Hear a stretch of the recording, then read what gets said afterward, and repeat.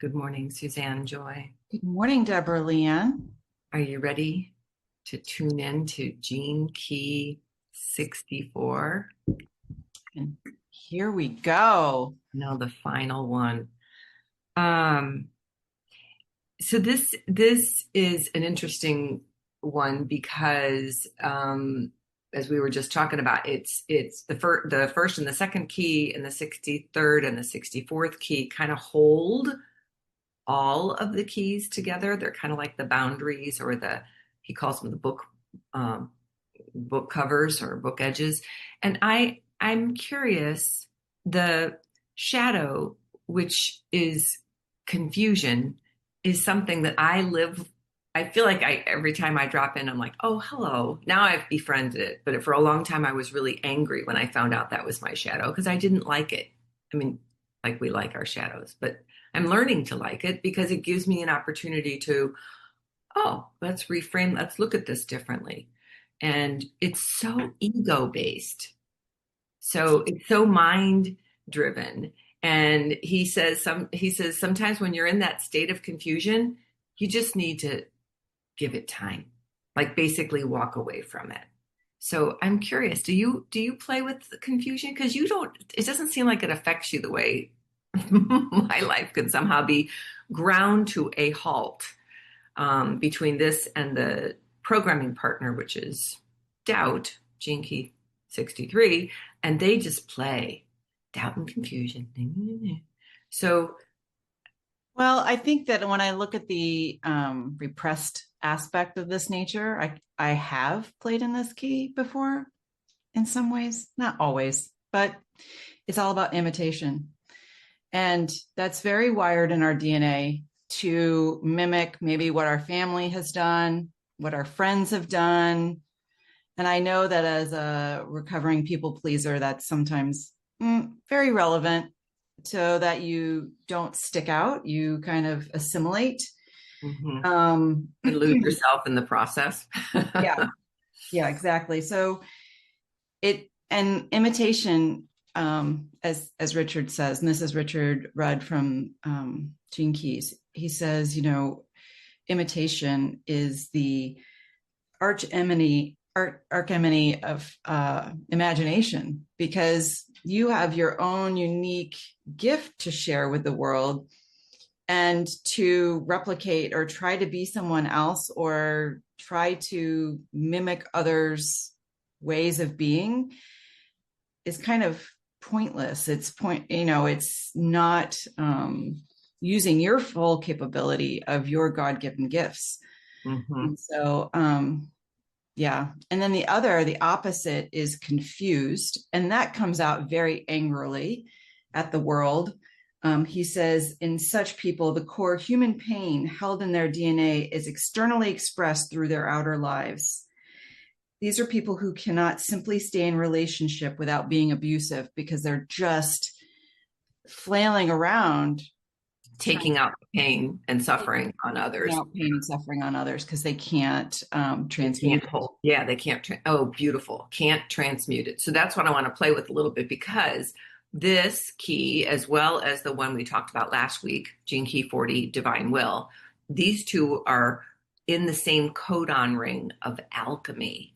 So this is about the transmuting. This is about sitting with and allowing the pain to just be there, which is what you kind of do in meditation. You sit there and let all the stuff come up and then let it be, you know, transmuted, changed, shifted.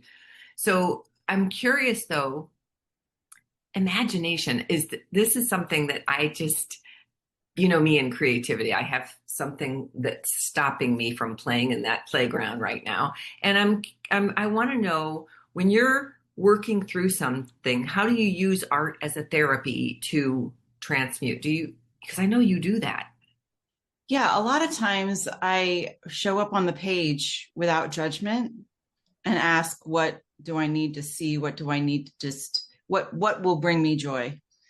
And so, and without judgment, because so many times we sit down, we go, oh, I don't know how to draw, or I don't know how to whatever, right? So part of it is overcoming that most people just stop themselves at the start.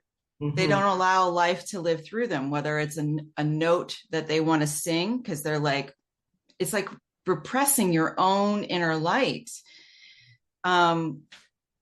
because of fear of making a mistake, or fear of uncertainty of, I don't know how to do it, or, you know, I think that No, that's, no, it is. And it's also, there's so much self-judgment already built in yeah, before you even put your pen on the paper yeah, to write or draw or whatever. And and that fear is what just holds back the it creative. represses Yeah.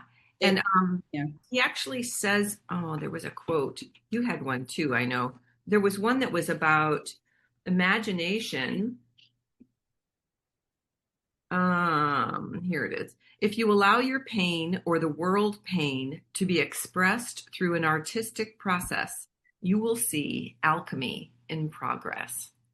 Yeah. And I just, imagination plays with the magi, in the middle of that. Which is magic. And it's like, you're just allowing that creative force to play with you, right? To be the dance with the dancer coming through, like we talked about with Divine Will. So anyway, I'm just, it gets me excited to think about it.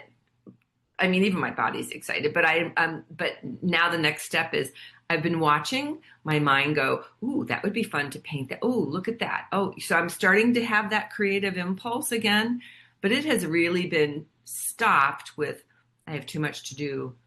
My mind has taken over and hijacked my essence, I think. Yeah. I, Speak about imagination. he talks about it having boldness, and being able to have the gift of action, not just thinking about it, but actually taking action, committing to it, trusting in it. It's much like when you start a project and you have no idea, like you have an idea of what you want, but then it comes out It's not like that. and it's nothing like you had originated, but sometimes it comes out even better than you ever anticipated. So part of it is getting out of your own way and allowing it. I call it like allowing the divine to move through me and not staunch it or contain it. Yeah, Um, yeah. I, Um, yeah. was there something, because I want us to step a little bit into the Siddhic state of Mm, illumination. There's so much to say about that. It's such a beautiful state that I appreciate that, because he said that's where you lose the I in imagination, because you just are God's thoughts. You are enlightened beyond, you're lit up from within, where every cell is lit up. And I just love that. yeah, that's to think God's thoughts. He says the city of illumination is the direct expression of the divine mind. Wow. Wow. So Boom. yeah, I know, like, mic drop. Okay. So let's close. Do you want to add to that, or should I do the mudra, or do you want to? Go ahead and do the mudra. And then I would love to maybe do the Oracle Starseed card, because I feel like I want us to get out of our headspace and get into something that's more symbolic or more artistic or more creative. So in this mudra, clasp your hands, overlap your fingers, and leave your pinkies up. And then you take your thumbs and you tuck them inside really tight, so they're inside.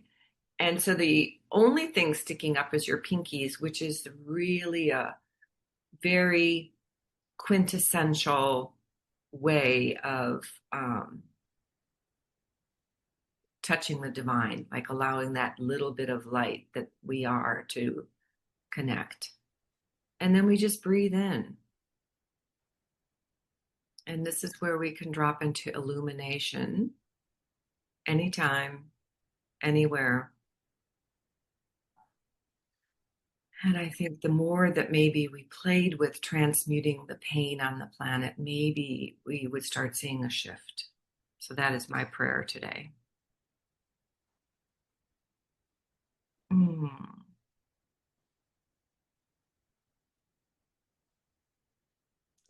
Yes, this is where we're playing in when all doubt and fear are removed from our sense of being, and we're dancing in the higher subtle bodies.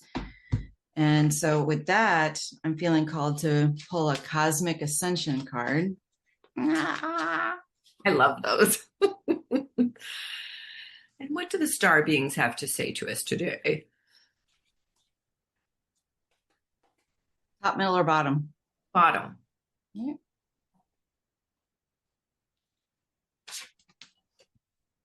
Communication. Of course.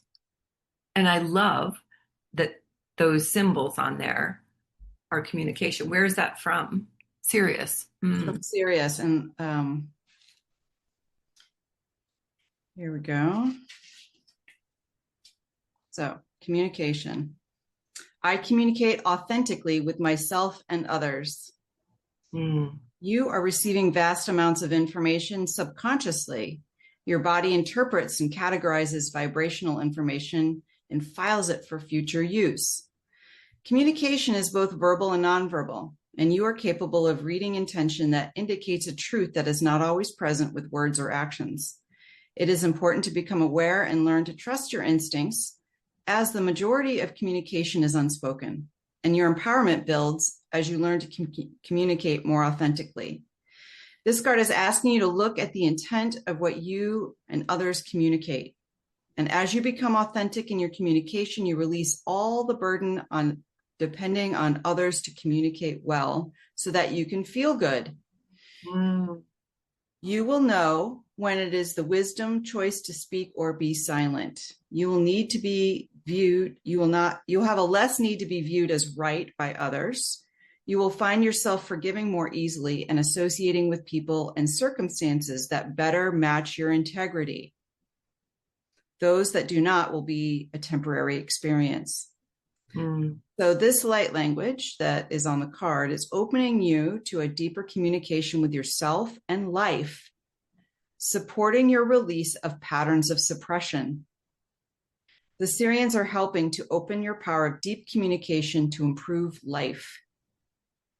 So notice your authentic intention behind your words and observe the silent communication between others and hone your intuitive skills. And communicate in a compassionate and supportive manner, and do not avoid confrontation at the expense of your empowerment. And so this communication card is bringing up for me, the pure essence of who you are, kind of getting out of the imitation mode and really expressing your true voice. And let your light shine. Yeah, in thoughts, words, and deeds, because I feel like it's not always here. We're communicating all the time with our energy field. Yes. So that's beautiful. I like how it ties in with imagination and illumination. Yeah. Thank you, as always. Enlightening, illuminated from our conversation. Till next time. Our next time. Thank you for being here.